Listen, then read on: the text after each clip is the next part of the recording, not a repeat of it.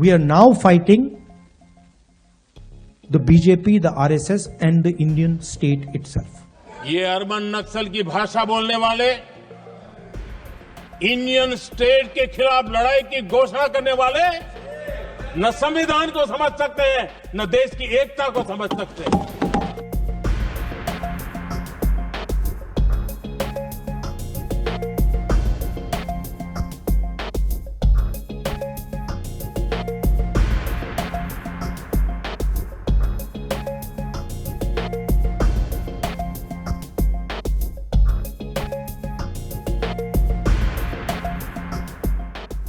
आदरणीय अध्यक्ष जी, ये देश का दुर्भाग्य है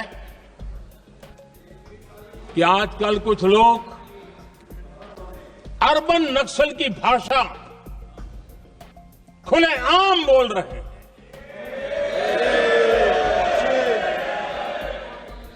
और अर्बन नक्सल जिन बातों को बोलते हैं,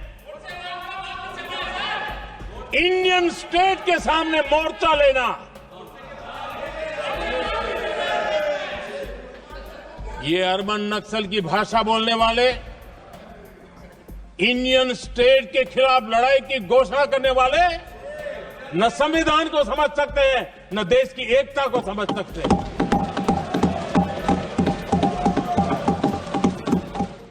I'd like to say one last thing, that do not think that we are fighting a fair fight. There is no fairness in this. If you believe that we are fighting a political organization called the BJP, that we are fighting a political organization called the RSS, you have not understood what is going on. The BJP and the RSS have captured every single institution of our country. We are now fighting the BJP, the RSS and the Indian state itself.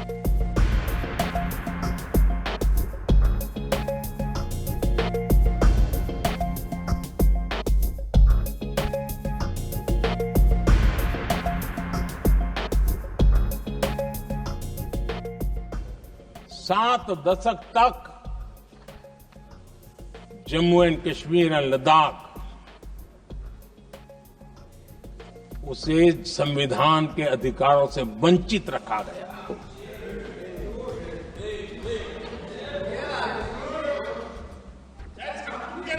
ये संविधान के साथ भी अन्याय था और जम्मू कश्मीर और लद्दाख के लोगों के साथ भी अन्याय था।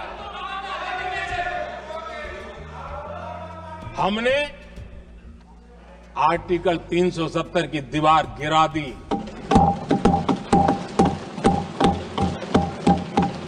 अब जम्मू कश्मीर और लद्दाख के उन राज्यों को, देशवासियों को जो अधिकार हैं, वो अधिकार उनको मिल रहे हैं। और संविधान का महात्म्य हम जानते हैं, संविधान की भावना को जीते हैं, इसलिए ऐसे मजबूत निर्णय भी हम करते हैं। आदरणीय अध्यक्ष जी, हमारा संविधान हमें भेदभाव करने का अधिकार नहीं देता है।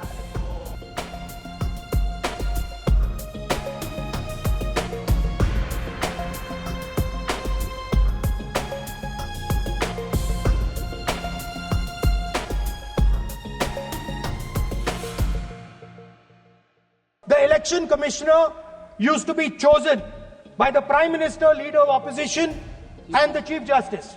Sir, the Chief Justice was removed from that committee. Why? Why? This is a question, sir. चुनाव आयोग की कमेटियां, आदरणीय अध्यक्ष जी, पहले तो प्रधानमंत्री फाइल करके निकालते थे। ये हम हैं जिसने ऑपोजिशन के लीडर को भी उस कमेटी में बिठाया है।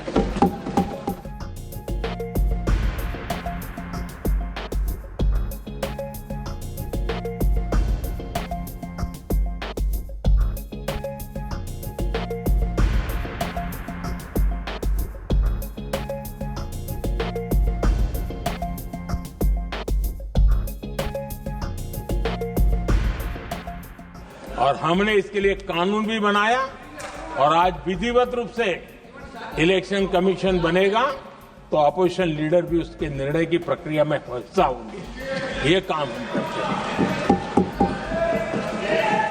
और ये मैंने पहले ही कहा, हम इसलिए करते हैं कि हम संविधान को जीते हैं। 2014 में जब हम आए तब मान्य विपक्ष नहीं था, रिकॉग्नाइज अपोजिशन पार्टी नहीं थी, उतने अंक भी लेकर के कोई नहीं आए थे। भारत के अनेक कानून ऐसे थे कि हमें पूरी स्वतंत्रता थी उस कानून के हिसाब से काम करने की। अनेक कमेटियां ऐसी थी जिसमें लिखा था लीडर ऑफ द अपोजिशन उसमें आएंगे, लेकिन अपोजिशन था ही नहीं, रिकॉग्नाइज अपोजिशन नहीं था। ये हमारा संविधान जीने का स्वभाव था, ये हमारा संविधान का स्पिरिट था, ये हमारी लोकतंत्र की मर्यादाओं का पालन करने का इरादा था।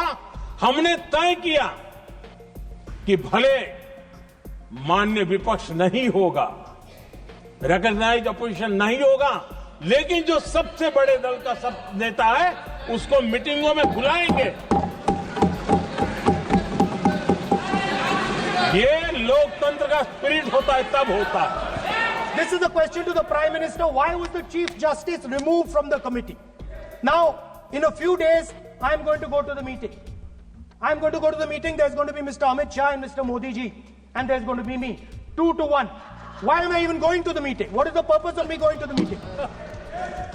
I am only going to the meeting to certify what Modi ji and Amit Shah ji are going to say.